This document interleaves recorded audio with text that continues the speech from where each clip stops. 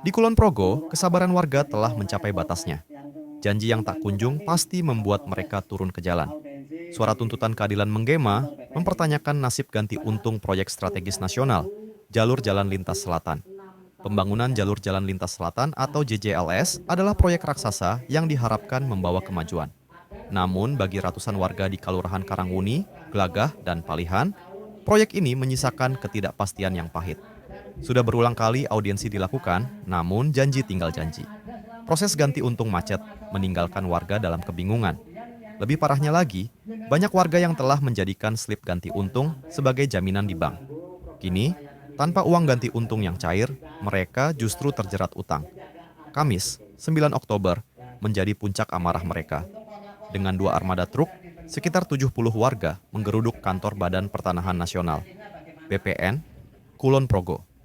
Mereka bukan datang untuk berperang, tapi untuk menuntut hak dan sebuah jawaban pasti.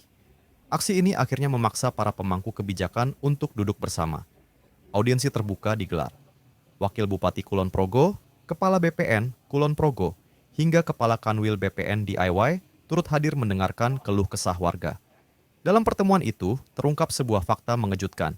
Diduga terjadi prosedur yang salah, di mana tuntutan warga dari pemerintah provinsi tidak tersampaikan langsung ke pemerintah pusat, melainkan hanya ke Balai Besar Pelaksana Jalan. Komunikasi yang tersendat inilah yang menjadi salah satu biang keladi masalah. Menjawab tuntutan massa, pemerintah daerah dan BPN akhirnya memberikan sebuah janji baru.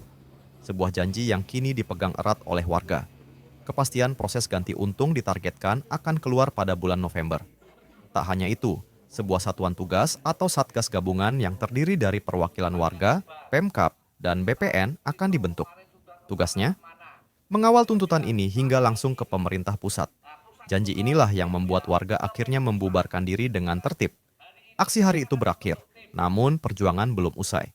Warga Kulon Progo kini menanti datangnya November dengan sejuta harap.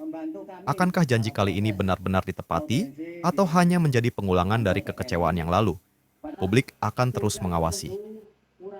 Dengan Pak Pakun dan Pak Kanwil pada saatnya ingin membentuk tim untuk penanganan ini, sebagaimana akan bekerjasama dengan pemerintah provinsi.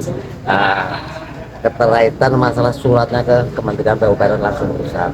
Gitu. Jadi nanti apabila diperlukan kita sebagai masyarakat akan diajak langsung ke sana bila diperlukan. Tapi pada dasarnya kita tunggu 1 November ini. 1 November itu jawaban atau Jawaban langsung. Pak, seperti yang di provinsi katanya kemarin juga seperti itu, Ya, dijanjikan kalau di provinsi Agustus, kemarin tapi itu, ternyata ini kok mundur terus. Kalau di provinsi kemarin itu tadi saya baru dengar memang ada miskomunikasi, ternyata Bu Made itu bukan tembusannya bukan ke pusat, tapi ke Semarang. Nah, jadi ke Semarang itu sudah ditebak sama Pak Kanwil, jawabannya paling seperti itu, ternyata benar. Nah, makanya dalam ini tadi itu dari provinsi itu langsung ditekan Bapak Eda sama dinas yang terkait itu suruh memberikan surat langsung ke Kementerian PUPR pusat.